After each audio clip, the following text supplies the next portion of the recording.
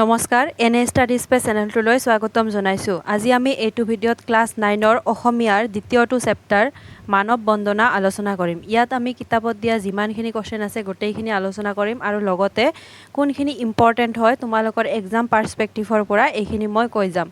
তোমালোকে প্লিজ এটা নোট বহি লোৱা আৰু এইবিলাক লিখি লোৱা, নহ'লে পৰীক্ষাৰ আগত তোমালোকৰ এইবিলাক বহুত কনফিউজন হৈ যাব যে ক'ৰ পৰা পঢ়িম কি পঢ়িম এইবিলাক ভাবি ভাবি তোমালোকৰ মূৰটো নষ্ট হৈ যাব। সেইকাৰণে এতিয়া তোমালোকে নোটছ বহি বনাই লোৱা, পৰীক্ষাৰ টাইমত ইজি হৈ যাব। আৰু কোনকেইটা ইম্পৰ্টেণ্ট তোমালোকে দাগ দি ৰাখা, পৰীক্ষাৰ আগদিনা ৰিভাইজ কৰিবা, একদম ভাল এক্সাম হ'ব। তো ফাৰ্ষ্ট কুৱেশ্যনটো হৈছে চমু উত্তৰ লিখা। মানুহেই পৰাৎপৰ বোলা কথাষাৰৰ অৰ্থ কি? মানুহেই পৰাৎপৰ বোলা কথাষাৰৰ অৰ্থ হ'ল মানুহেই শ্ৰেষ্ঠতকৈও শ্ৰেষ্ঠ, পৰম সত্য। মানে মানুহেই শ্ৰেষ্ঠতকৈও শ্ৰেষ্ঠ, মানে মানুহেই শ্ৰেষ্ঠ, পৰম সত্য। মানুহক মায়াবী জীৱ বোলাৰ অৰ্থ কি? উত্তৰ, এই সংসাৰত মানুহৰ আগমন আৰু স্পেলিংটো শুদ্ধ কৰিলোঁ, শুদ্ধ মানে শুদ্ধই আছে কিন্তু এইটো টাইপিঙৰ কাৰণে মিষ্টেক হৈছে, তোমালোকে যেনেকৈ লিখা তেনেকৈ লিখিবা। আগমন আৰু গমন এটা চিৰন্তন গতি, অৰ্থাৎ মানুহৰ জন্ম আৰু মৃত্যু চিৰসত্য। ই যেন এক প্ৰকাৰ মায়া সদৃশ, সেয়েহে মানুহক মায়াবী জীৱ বুলি কৈছে। মানুহক মায়াবী জীৱ বোলাৰ অৰ্থ কি? মানুহৰ আগমন আৰু গমন, মানে মানুহ আহে আৰু গুচি যায়, এইটো এটা চিৰন্তন গতি, মানে সদায় এই গতিটো হৈয়ে আছে। মানুহৰ জন্ম আৰু মৃত্যু হ'বই, মানে এইটো চিৰসত্য। ই যেন এক প্ৰকাৰ মায়া সদৃশ, আৰু এইটো কি? মায়াৰ সদৃশৰ নিচিনা, সেয়েহে মানুহক মায়াবী জীৱ বুলি কৈছে। তাৰপিছত পাদ্য অৰ্ঘ্যলৈ মানুহক পূজা কৰাৰ অৰ্থ কি? পাদ্য অৰ্ঘ্য মানে কি বুজি পাইছা ন তোমালোকে? পাদ্য অৰ্ঘ্য মানে বহুত বস্তু, কিবা কিবি বস্তু লৈ যে ভগৱানক পূজা কৰে, সেৱা কৰে, কাঁহৰ বস্তু পাতি লৈ, এইটোৱে কৈছে পাদ্য অৰ্ঘ্য। কবিৰ মতে মানুহে হৈছে নৰৰূপী ভগৱান, মানে কবি এই চেপ্টাৰটোত মানুহকেই ভগৱান বুলি গণ্য কৰিছে, আৰু মানুহক মায়াবী জীৱ কিবা কিবি মানুহক মানে এইটো চেপ্টাৰত মানুহৰ তাৰিফ কৰিছে। মানুহ হৈছে নৰৰূপী ভগৱান, মানে মানুহৰূপী ভগৱান। এই নৰৰূপী ভগৱানৰ সেৱা কৰা মানুহৰ প্ৰথম কৰ্তব্য। আমি ভগৱানক সেৱা কৰাৰ আগত এই মানুহৰূপী ভগৱানক আমি সেৱা কৰাটো আমাৰ প্ৰথম কৰ্তব্য। মানুহক সেৱা কৰাটোৱে হৈছে প্ৰকৃত ধৰ্ম, আৰু মানুহক সেৱা কৰাটোৱে হৈছে আমাৰ প্ৰকৃত ধৰ্ম। আমি যদি এটা মানুহক বেয়া পাওঁ, এইজন মানুহক আমি বেয়া পাওঁ, বেয়া বেয়া কৈ আছোঁ, কিন্তু আমি ভগৱানক পূজা কৰি আছোঁ, ভাল ভাল ভগৱানৰ কাৰণে কৰি আছোঁ, তেতিয়াহ'লে একো লাভ নহয়। আমি মানে আগত মানুহক সেৱা কৰিব লাগিব। সেয়েহে কবিয়ে পাদ্য অৰ্ঘ্যলৈ মানুহক পূজা কৰিব দিছে। এইখিনি শ্বৰ্ট কুৱেশ্যন হয়, ইম্পৰ্টেণ্ট হয়, তোমালোকে গোটেইখিনি পঢ়ি ল'বা যিহেতু ইজি হয়। আৰু এটা কথা কৈ যাওঁ, যদি তোমালোকৰ মানে কিতাপত যিমানখিনি মানে কবিতা দিয়া আছে, কবিতাখিনিত যিকোনো কুৱেশ্যন এনচাৰ তোমালোকে কৰাৰ কাৰণে পৰীক্ষাত সাৰাংশখিনি মনত ৰাখিবা। নিজৰ ভাষাত সাৰাংশখিনি যদি তোমালোকে মুখস্থ কৰি যোৱা, তোমালোকে যিকোনো কুৱেশ্যন দিলে এনচাৰ কৰিব পাৰিবা। সেইকাৰণে সাৰাংশটো বহুত ইম্পৰ্টেণ্ট হয়, এইটো 5 ষ্টাৰ দি ৰাখা তোমালোকে। উত্তৰ, প্ৰতিমা খনিকৰ কবি চন্দ্ৰকুমাৰ আগৰৱালা দেৱে, আৰু এই মানৱ বন্দনা কোনে লিখিছে? চন্দ্ৰকুমাৰ আগৰৱালা, এইটো মনত ৰাখিবা। মানৱ বন্দনা কবিতাটিত মানৱৰ জয়গান গাইছে, মানে মানুহৰ জয়গান গাইছে। কবিয়ে কৈছে যে মানৱে বাৰে বাৰে জন্ম লৈ এই পৃথিৱীলৈ ঘূৰি আহে, মানুহে বাৰে বাৰে জন্ম লৈ ঘূৰি আহে। মানুহৰ আগমন আৰু গমন এক চিৰন্তন প্ৰক্ৰিয়া। মানুহৰ যেন এই পৃথিৱীখনৰ মায়াত বন্দী এক জীৱ, মানে মানুহবিলাক যেন এই পৃথিৱীখনৰ মায়াত বন্দী এক জীৱ, মানে এই পৃথিৱীখনৰ এটা মায়া থাকে, এই মায়াত বন্দী, সেইকাৰণে মানুহবিলাক মৰি গ'লেও আকৌ জন্ম লৈ আহে। কবিয়ে এনেদৰে কৈছে, এইটো মানুহৰ নহ'ব, মানুহ যেন। সেয়েহে কবিয়ে এই মানৱী জীৱনটো মানুহৰ কল্যাণৰ হকে উৎসৰ্গা কৰিবলৈ কৈছে, আৰু সেইকাৰণে কবিয়ে মানে মানুহৰ কল্যাণৰ হকে আমাৰ জীৱনটো উৎসৰ্গা কৰিব কৈছে। কাৰণ মানুহে মানুহৰ অবিহনে জীয়াই থাকিব নোৱাৰে, মানুহেই মানুহৰ পৰম বন্ধু। এতেকে মানুহৰ কল্যাণ সাধন কৰাটোৱে হৈছে প্ৰকৃত ধৰ্ম। জীৱশ্ৰেষ্ঠ মানুহে নিজৰ মানৱীয় কৰ্মৰাজিৰে এই পৃথিৱীখনক স্বৰ্গতকৈও অধিক সুন্দৰ কৰি তোলাটো কবিয়ে কামনা কৰিছে। আমি কি? আমি হৈছোঁ জীৱৰ শ্ৰেষ্ঠ, মানে যিমানবিলাক জীৱ আছে এই পৃথিৱীত সকলোতকৈ শ্ৰেষ্ঠ হৈছে মানুহ। সেইকাৰণে মানুহৰ নিজৰ নিজৰ কৰ্মৰাজিয়ে এই পৃথিৱীখনক স্বৰ্গতকৈও সুন্দৰ কৰি তোলাৰ কথা কবিয়ে কৈছে। কবিৰ মতে মানুহ নৰৰূপী ভগৱান, এই নৰৰূপী ভগৱানৰ সেৱা কৰা মানুহৰ প্ৰথম কৰ্তব্য। সেয়ে কবিয়ে পাদ্য অৰ্ঘ্যলৈ মানুহক পূজা কৰিবলৈ কৈছে।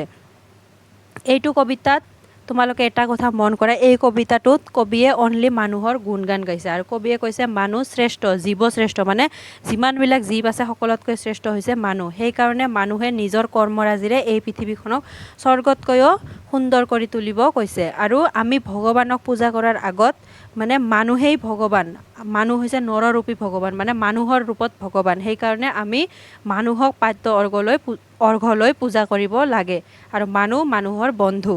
এইখিনি একদম সাধাৰণ ভাষাত মনত ৰাখিবা, তোমালোকে পৰীক্ষাত যি নিদিয়ক কিয় এনচাৰ কৰিব পাৰিবা, মই জানো।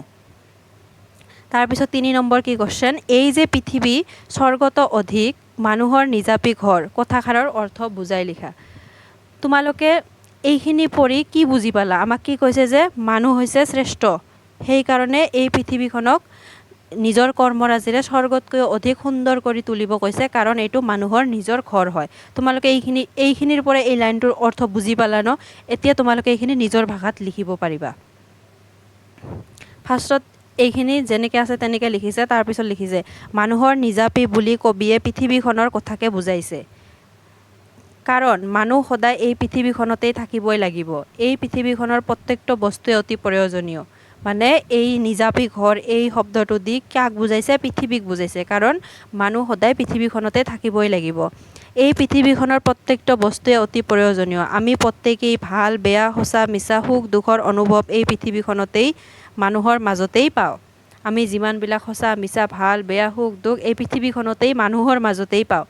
সেয়েহে মানৱক ভালপোৱা কবিয়ে এই পৃথিৱীখনক স্বৰ্গতকৈও অধিক সুখৰ আলয় মানে কি? ঘৰ, সুখৰ ঘৰ আৰু মানুহৰ প্ৰকৃততে নিজৰ ঘৰ বুলি কৈছে। মানে এই পৃথিৱীখনক নিজৰ ঘৰ আৰু মানুহৰ সুখৰ ঘৰ বুলি কবিয়ে কৈছে। কাৰণ আমি এই পৃথিৱীখনতে সকলো বস্তু কৰোঁ আৰু পৃথিৱীখনক আমি ইমানেই ভাল পাওঁ যে বাৰে বাৰে আমি ঘূৰি ঘূৰি জনম লওঁ। এইবাৰ তাৎপৰ্য ব্যাখ্যা কৰা। মানৱী জনম দিয়া উটুৱাই মানৱী কৰম হতে, মানুহৰ মৰম বুজিবা মানুহে ধৰম যে মৰমতে। কি কৈছে এইখিনিত?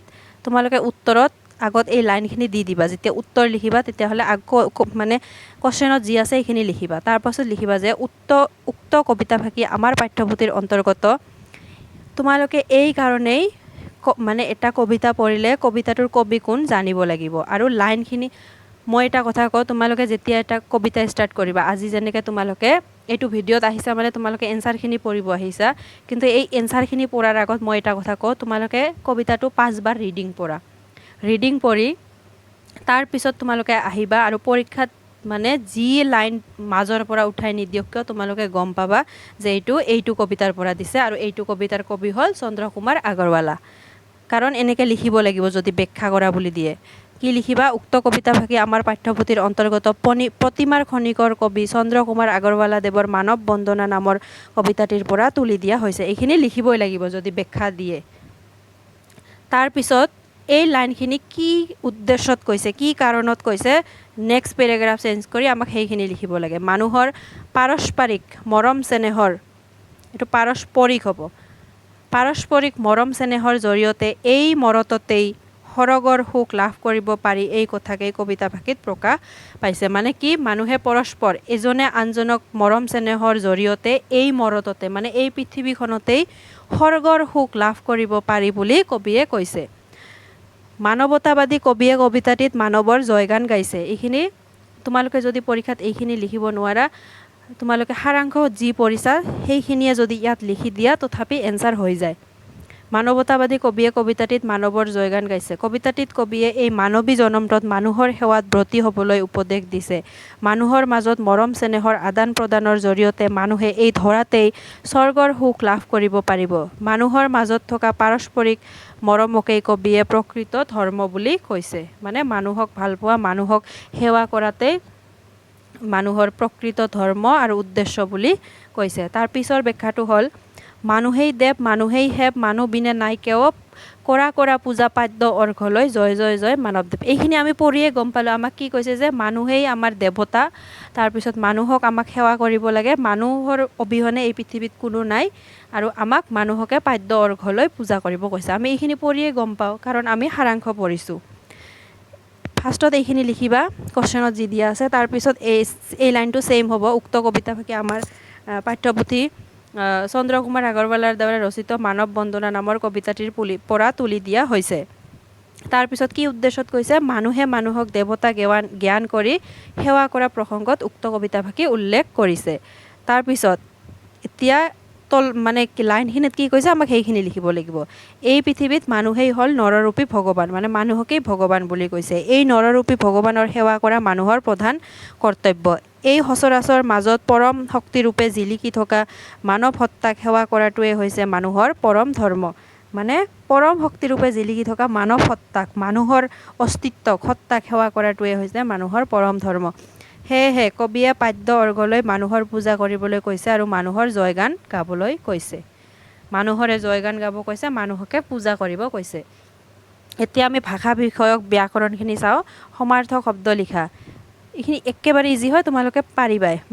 মানুহৰ আৰু কি কি নাম আছে, মানৱ, তাৰপিছত মানুহতো ছেইম, মনুষ্য, এইবিলাক সংগ, লগ, বন্ধু, পৃথিৱী, ধৰা, ধৰিত্ৰী, সৎ মানে কি ঢৌ, লহৰ, স্বৰ্গ, চৰক, দেৱ, দেৱতা, এটা লিখিলেও হ'ব, দুটা লিখিলেও হ'ব, যি ভাল লাগে লিখি ল'বা।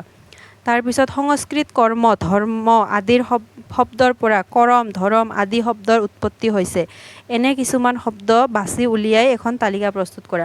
আমি যেনেকৈ কৰ্ম, ধৰ্ম আদি শব্দৰ পৰা কি শব্দ ইয়াত কৈছে, মানে কৰ্ম কি বুলি কৈছে, কৰম, ধৰ্মক ধৰম, এনেকুৱা ছেইম শব্দ আৰু উলিয়াই আমাক তালিকা প্ৰস্তুত কৰিব কৈছে কবিতাটোত। কৰ্ম, ধৰ্ম, ধৰম, কৰ্ম, কৰম, মৰ্ত্য মানে মৰদ, দেৱ, দেৱতা। আজিৰ ভিডিঅ'ত এইখিনিয়ে আছিল। তোমালোকে প্লিজ চেনেলটো ছাবস্ক্ৰাইব কৰি ল'বা, আৰু মই বাকীবিলাক চেপ্টাৰৰ ভিডিঅ' আনি আছোঁ। তোমালোকৰ হাফ ইয়াৰলি এক্সামৰ কাৰণে যিমানকেইটা চেপ্টাৰ দি দিছে, মই গোটেইকেইটা চেপ্টাৰ ভালকৈ আনি আছোঁ। তোমালোকে প্লিজ নোট বহীত লিখি ল'বা, লিখি ৰাখিবা এইবিলাক। Thank U.